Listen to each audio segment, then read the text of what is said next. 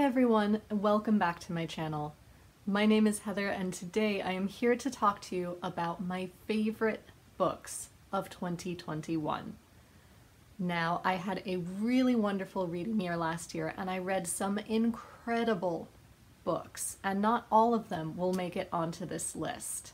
I developed this list, however, by looking at how many books I had rated 5 stars, and I had to pick 1 or 2 honorable mentions at the end that were not rated 5 stars but have still really stuck with me in a really profound way. I also did not include any rereads or any arcs that I was given. With those disclaimers out of the way, I can tell you about some of the books that I absolutely adored last year, and the first was The Other Bennett Sister by Janice Hadlow. I had heard so much about this book from a number of other Janeites who absolutely adored it. I was a little bit scared because I had been burned by a different Mary Bennett retelling in the past, but oh my goodness, this book proved me wrong. In case you missed it, this is a retelling of Pride and Prejudice that follows Mary specifically. And the first part is indeed a retelling of the events of Pride and Prejudice through her eyes. But then it continues on afterwards, and you get to see what happens to her after most of her other sisters are married. And it is just wonderful.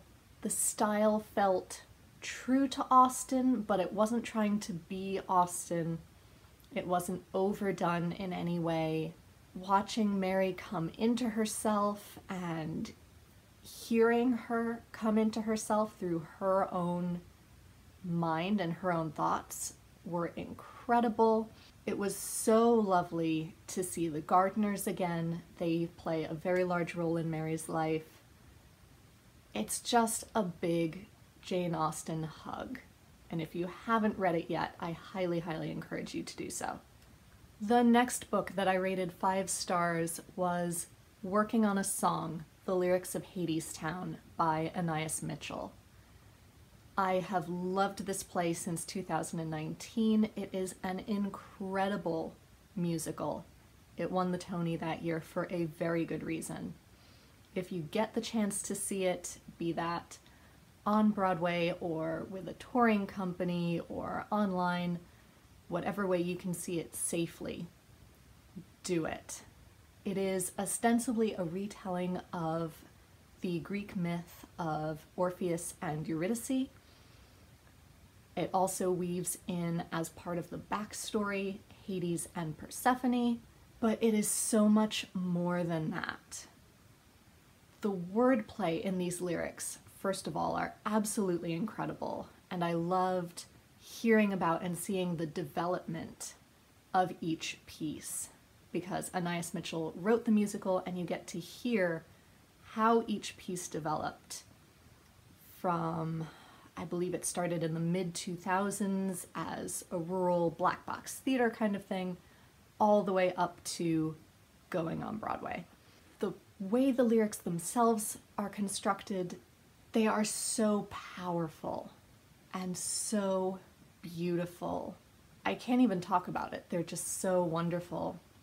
But beyond the Greek myth retelling, it is also a commentary on so many other modern problems, such as climate change and consumerism and the elite, factory work and big money in, say, oil and whatnot.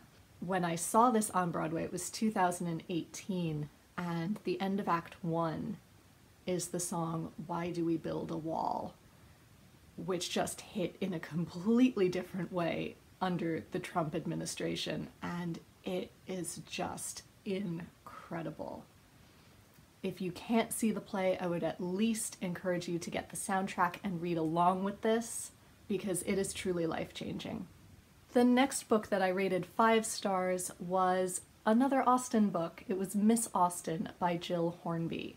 I read this as part of Jane Austen July, again having heard fabulous things from other Janeite booktubers, And they were so right. It is so beautiful.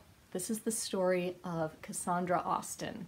Many years later, she is now an old woman herself, visiting other relatives, and we get to see not only how her life continued as a poor older woman dependent on the kindness of her friends and family, but also how she is still grieving for the death of her sister Jane, and we get to see flashbacks into their lives and explore the reasons why Cassandra might have destroyed so many of Austen's letters.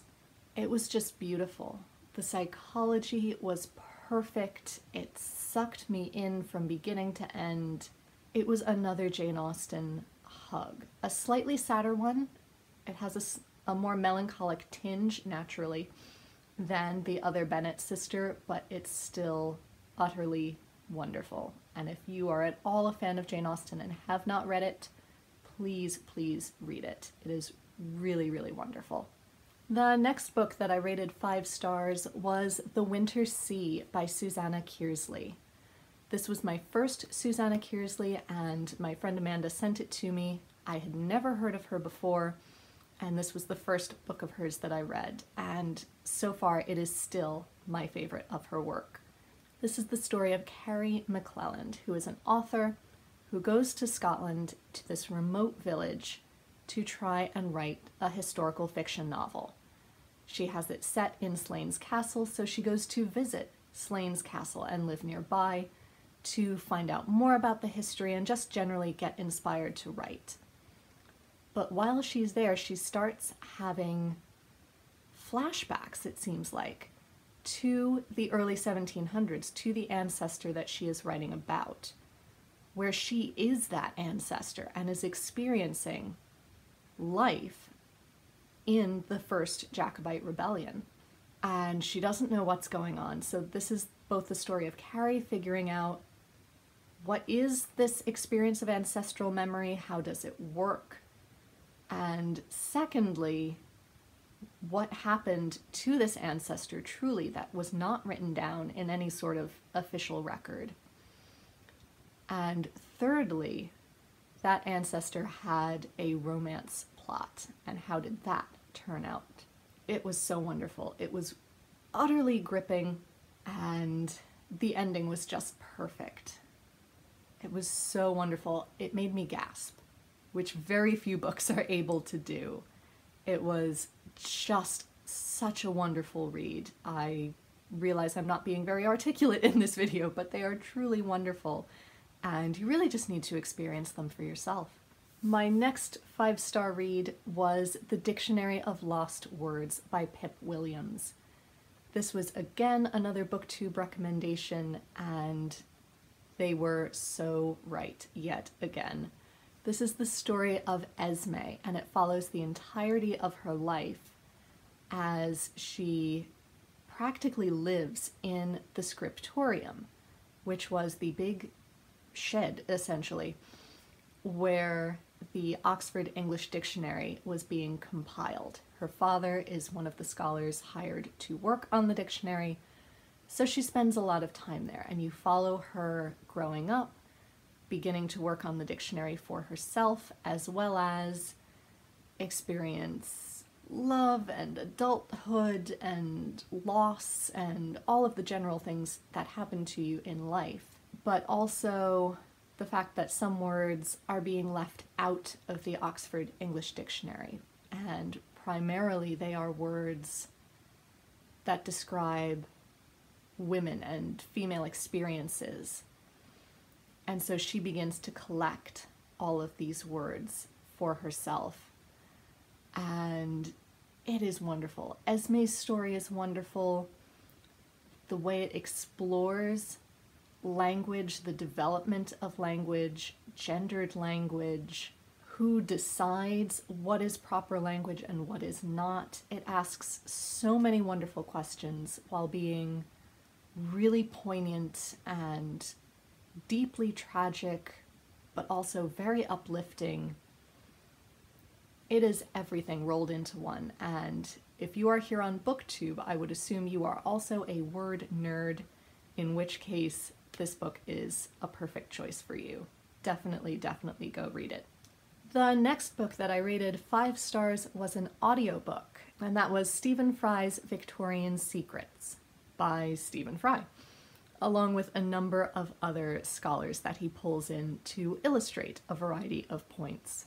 Some people claim this is more of a podcast than an audiobook, but this was provided by Audible, and it was before they started offering podcasts, so I think it counts as an audiobook.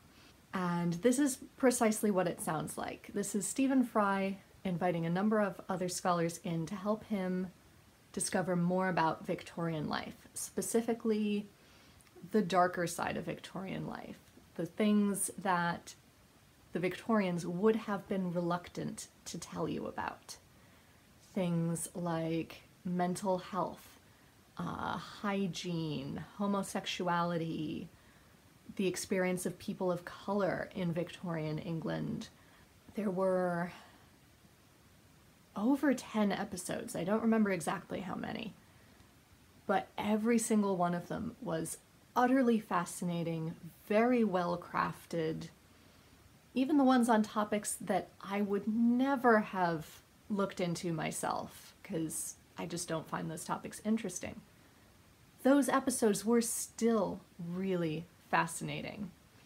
I loved being able to listen to this. I listened to it at work occasionally when I had a free moment.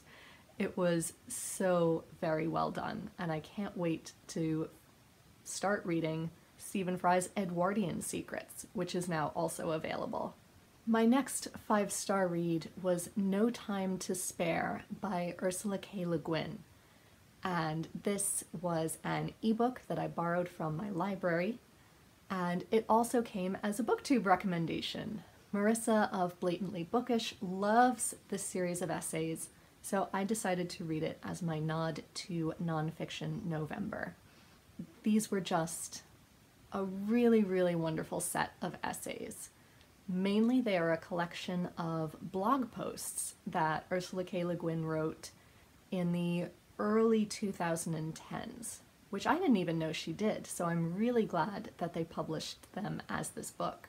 It's Le Guin musing on any number of topics of everyday life, from talking about her cat, to getting older, to societal expectations, to the rise of swearing, to being a famous author, getting fan mail and how she feels about that, the sorts of things that children tend to tell her in fan mail. A lot of them are very funny, but they also are able to be really insightful, almost in a melancholic way, but not quite.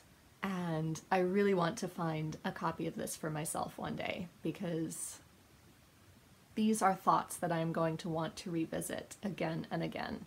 Another 5-star read that month was Under a Dancing Star by Laura Wood. This is ostensibly a retelling of Much Ado About Nothing, but it is more of a prequel to a retelling of Much Ado About Nothing. It's utterly perfect. The way that she reshapes Beatrice and Benedict, why they might react to each other the way they do. All of her characterizations are just wonderful. This is set in Italy in the 1930s. In addition, the way that it explores the political climate of Italy, and indeed Britain, in the 1930s is really nuanced, I thought, and really wonderful, because everyone tends to frame the rise of fascism as a really negative thing, as indeed it was.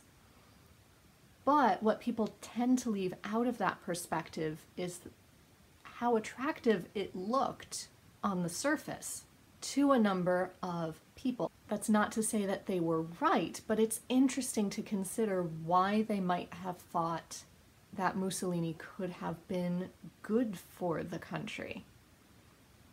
And so I really loved that Laura Wood brought in that perspective and how that then influenced the way other characters reacted to both political events and to each other.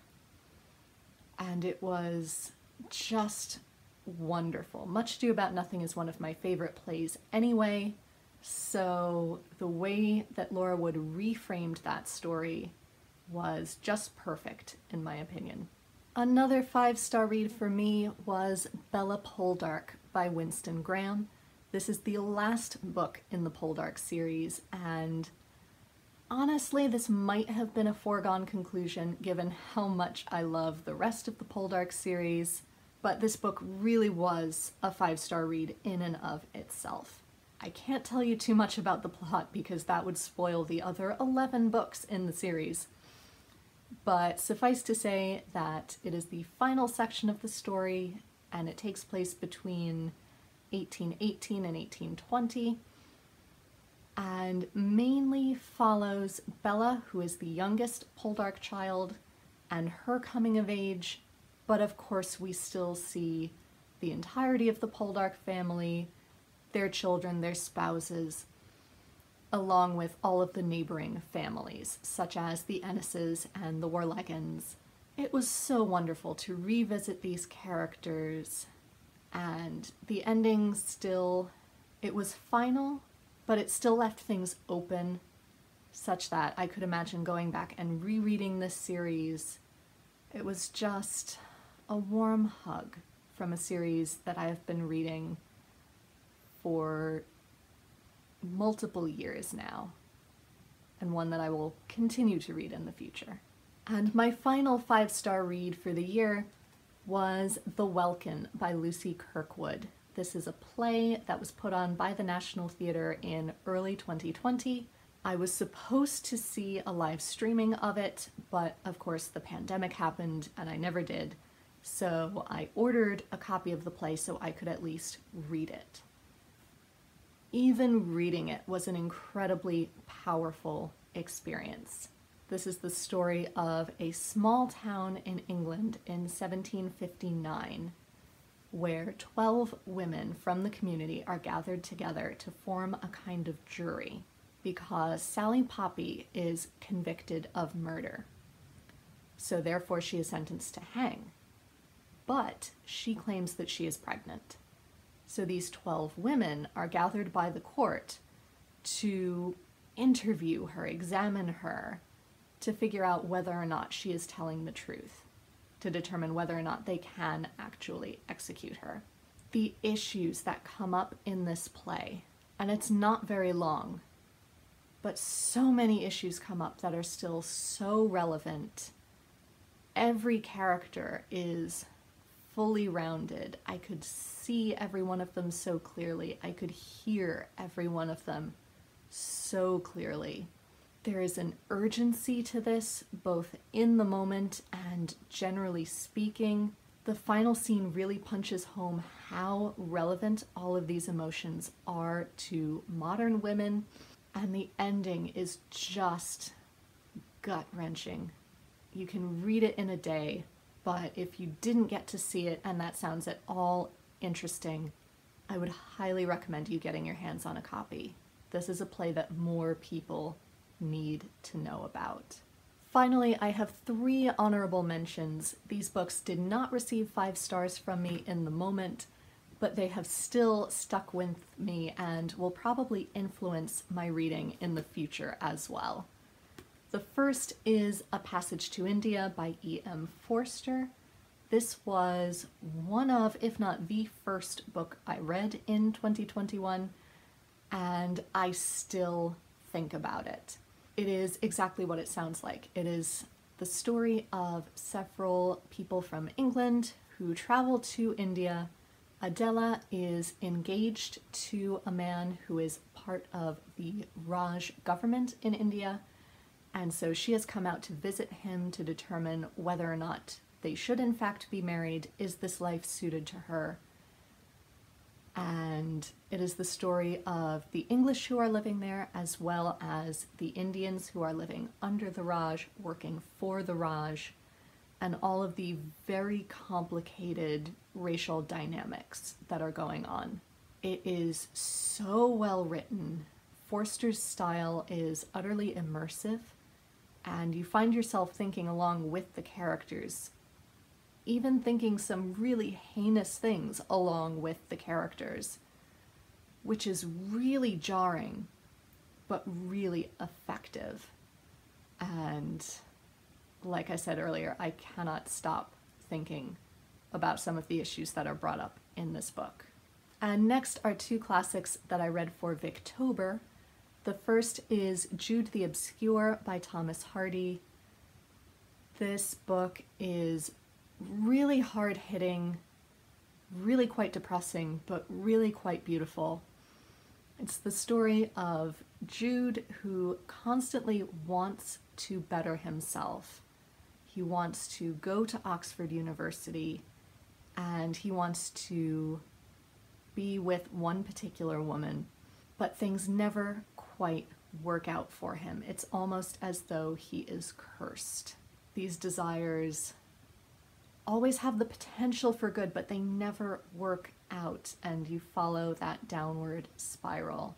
If you are having a rough month, maybe don't read this right away, but I would encourage you to read it when you're feeling slightly better about things, because it is well worth it. And I still find myself thinking about some scenes, and I can't really tell you more than that, because that would spoil some of the things that happen. But like with all Hardy, it is beautifully written, explores some hard-hitting facts, but they are things that need to be explored because they did really happen, and unfortunately they are probably still happening.